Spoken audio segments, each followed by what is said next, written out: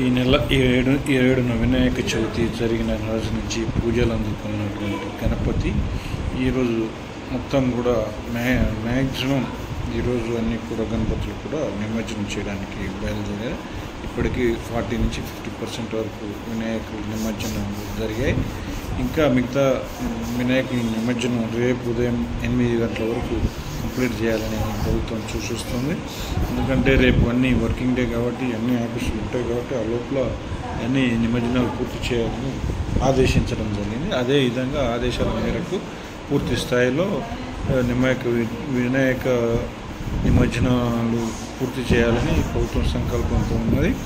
ఈ యొక్క సంకల్పంలో భాగంగా అన్ని మండపాల నుంచి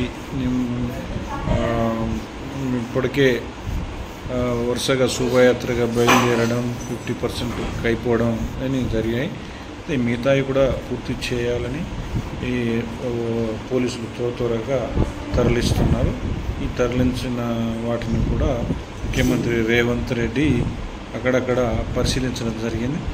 ఈ పరిశీలించి త్వరగా అయ్యేలాగా ఏర్పాటు చేయాలని సిపి ఆనంద్కు, రాచకొండ సిపి సుధీర్ బాబుకు కూడా ఆదేశించడం జరిగింది. డీజీపీ ఆ మేరకు నిర్ణయం తీసుకొని త్వరగా నిమజ్జనాలు పూర్తి చేసే విధంగా ఒక పథకాన్ని చూస్తున్నారు.